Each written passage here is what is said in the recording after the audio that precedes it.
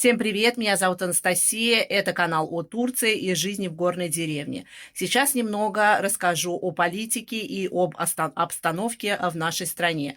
В Турции арестовали мэра Стамбула имама Оглу, его обвиняют в коррупции довольно-таки крупных размеров и в поддельных документах, таких как диплом о высшем образовании. И после этого в Турции начались массовые масштабные митинги в мегаполисах, таких как Анкара, Измир и Стамбул. Протесты нарастают, протестуют жестко, с применением топоров, молотков, палок. А вчера вообще показали в новостях, что полицию облили кислотой, вплоть до кости у них прожглось, где им пришлось использовать слезоточивый газ. Хочу заступиться за турецкую полицию, так как я впервые увидела здесь их уважительное отношение, их терпение к гражданским людям. Здесь местная полиция никогда не позволит себе кого-то избить, просто так использовать свое положение. Они всегда очень терпеливые, до последнего их уже бьют, они все никак никому сдачи не дают. Здесь, в Турции, я могу спокойно сказать, что наша полиция нас охраняет. Всегда можно к ним обратиться, и они с радостью тебе помогут, подскажут, направят и все в этом роде. Кстати, в некоторых регионах Турции, например, у нас в нашем городе нет полиции, у нас есть жандарма. Жандарма – это военная оборона, но они здесь у нас вместо полиции. А вообще, как психолог, хочу немножко высказать свое мнение. Для чего устраиваются эти митинги? Для того, чтобы устроить в стране переворот и хаос. Нанимается группа людей, оплачиваются им деньги, и потом все, в общем, это дело понеслось как по накатанной, как снежный ком. На митингах в основном собирается молодежь с более уязвимой, с более неустойчивой психикой, там, где у них вырабатывается стадное чувство, а это страшная вещь. Это когда затуманивается мозг.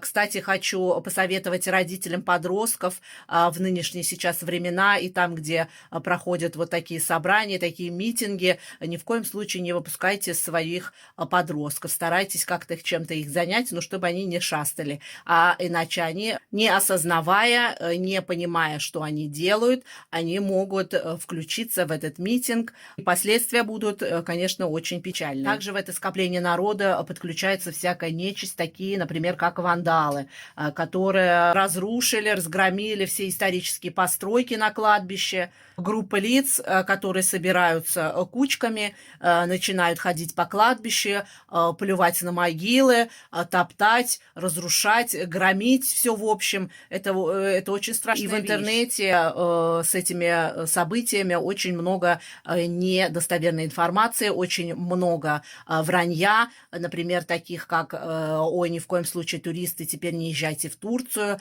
Турция горит», там, в общем, война началась и все такое. Ну, хочу вам показать. У нас все спокойно.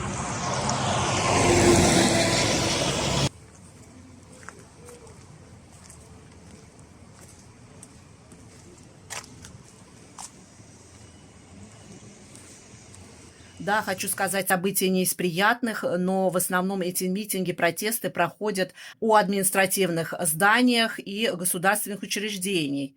И туристу попасть в этот цитадель хаоса довольно-таки сложно.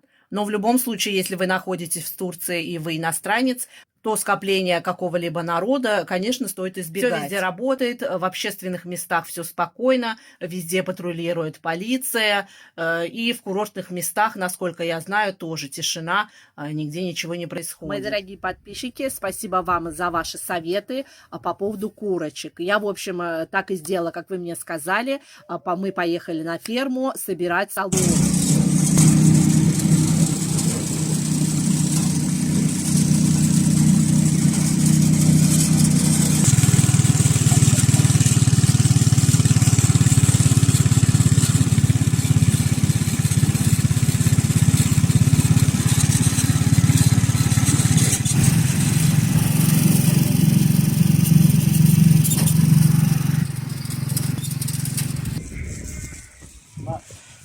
Şuradan doldurabilirsin. Tamam. çizeceğim. Ama başka bir çizme. Hadi gidelim. Ama kertenkele.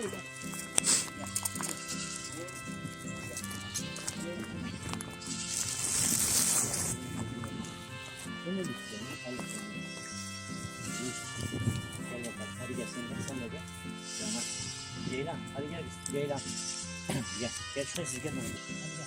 Hadi Ceylan koş. Ceylan koş.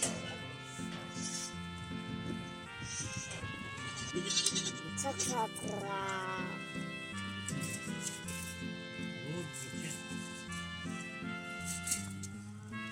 Mama? Bir şey yapmaz, dur.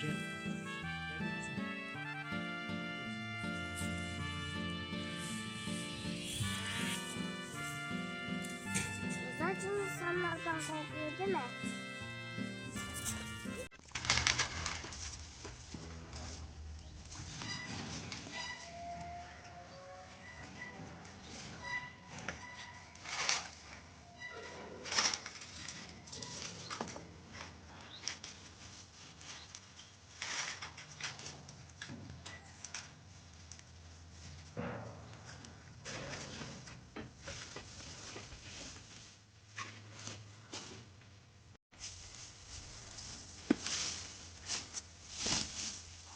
Я буду делать своим курочкам вот такие штучки. На 10 несушек вместо 3-4 нам хватит. Ну, пока сделаем 3, посмотрим, если уж совсем обосрут мне там все. Ну, вроде вы сказали, что они там, где несутся, не срут. Посмотрим.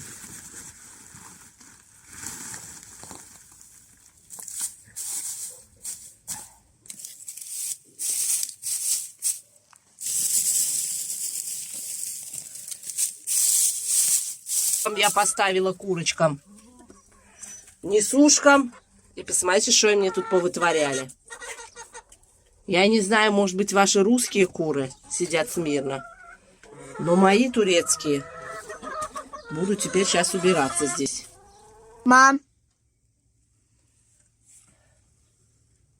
Ты меня снимаешь? Да. Вот так вот, девчонки. Безрукий муж, 2 серия. Я уже практически все закончила. Это уже у меня 3 ведро говна. По многочисленным просьбам моих подписчиков показываю вам, что у меня растет в огороде. Но это еще не предел. Ближе к лету будут грандиозные посадки овощей и дыни, арбузы. В общем, подписывайтесь на мой канал. Не забудьте нажать на колокольчик, так как YouTube не всегда и не всем отправляет оповещание о том, что вышло новое видео. Здесь у меня растет, как вы думаете, что это? Напишите мне в комментариях, я вам скажу сейчас, что это такое.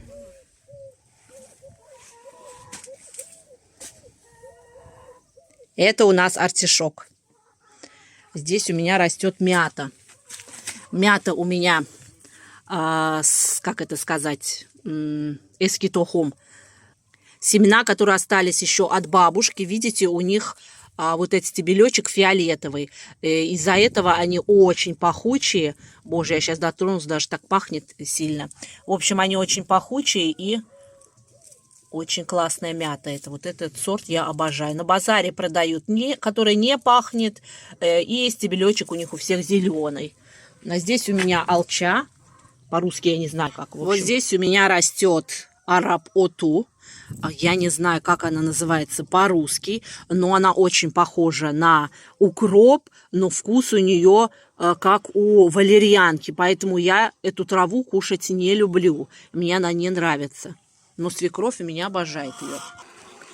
Это у меня эспанак, шпинат, но не сам шпинат, а его родственник.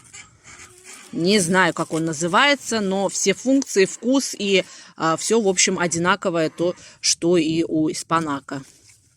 Это мои лист-салаты, которые я посадила. Они у меня все растут. Все с ними хорошо. Спасибо за ваши комментарии, что вы волнуетесь за мой огород.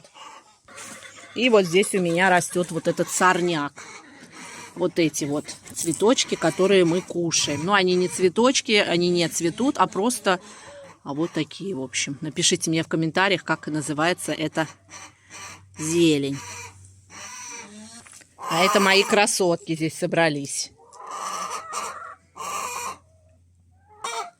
Кушать хотят, но пока еще рано, ближе к вечеру уже. Да. Сейчас мы пойдем к свекрови. Она мне позвонила и попросила помочь почистить, в общем, такую интересную зеленюшечку. Это растение растет высоко в горах. Наш дедушка специально ездит на своем мотоцикле и собирает эту зеленюшечку. Она очень полезная, очень мясистая и очень вкусная. Она очень колючая, но эти колючки нужно чистить. А для этого я использую перчатки, а моя свекровь уже научилась чистить голыми руками.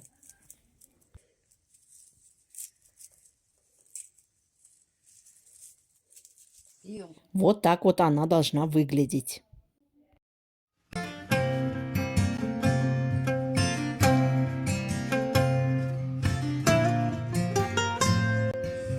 Так вот отвариваем, в общем, эту зеленюшечку. Рядышком я еще приготовила бюрельдже по-турецки, по-русски не знаю, как это, белая, в общем, фасоль, вот с таким пятнышком. Я ее просто отвариваю. Чеснока потерла сюда немного, выжила 1 лимон и обильно поливаю ее, в общем, оливковым маслом. Немножко соли, хорошо перемешиваем, и это очень вкусно. Здесь я варю очень полезный компотик. Здесь у меня, в общем, кишмиш, изюм черный и чернослив. Я его просто кипячу, добавляю туда сахарочек и 3 зернышка гвоздики. Получается вот такая вещь. И обильненько полить ее оливковым маслом. И все. И приступаем кушать. Ой, девчонки, попробую вам сейчас поднять настроение. Мы вчера буквально поругались и с мужем, из-за чего сейчас скажу. В общем, у мусульман, в частности у турецких мужчин, есть такое табу, есть такой принцип, чтобы крошки хлеба или все, что связано с едой не валялось на полу. Например, у меня дети могут печеньки таскать, ну, сами понимаете, что такое дети. И не всегда я могу уследить и пропылесосить. И на ковре все равно вот эта крошка может остаться. Вчера, в общем, он ходил по дому, и пару раз ему прилепилось к ноге, в общем, мелкие-мелкие крошечки. И он начал ругаться, вот, что пылесоса нету дома, что нельзя пропылесосить. И, в общем, что-то ему объяснять, толдычить, это бесполезно. Вот он как этот бык вот так вот с рогами своими взбычится, и все, это туши свет, в общем. И я что-то такая взяла и крикнула. Я говорю, да у меня дома пылесоса нету. Пылесос есть, но он у меня такой ручной сейчас, как новые вышли модели. Dyson, я вот, например, такой хочу. Один раз у подруги попробовала и попользовалась. Мне очень понравилось. Я что-то в этом роде хочу. А у меня есть, но он старого типа и уже не сосет совсем. И, в общем, муж мне вчера купил пылесос. Знаете, за сколько? Он его купил со вторых рук, он практически новый, друг его практически не пользуется, он живет один. Купил, так он у него и стоит, в общем. Он его купил за 5 курочек. Теперь мне моих курочек придется порезать 5 штук и заплатить за пылесос. Вот так вот выглядит этот пылесос Vestel. Но он реально очень хороший, очень мощный. Мне понравился. Но я хотела что-то вот в этом роде. Но этот вообще такой не берите, это вообще ужасное качество, он меня недолго проработал. Мои дорогие подписчики, спасибо вам за комментарии, за ваши советы и за поддержку. Для меня это действительно поддержка, и мне это очень приятно. Я стараюсь всем отвечать, каждый комментарий я читаю. Хочу немножко вам показать, как я борюсь со своим стрессом, либо когда у меня нет настроения. Вот он мне вчера испортил с этим пылесосом. Мы, в общем, делаем... No, I don't take shit, I got no love for the fakeness. If you wanna play tough and wanna hate this, I'll always show up. I don't ever slow up, no I don't take shit, I got no love for the fakeness. If you wanna play tough and wanna hate this, I'll always show up and make a statement. I don't ever slow up, no I don't take shit, I got no love for the fakeness. If you wanna play tough.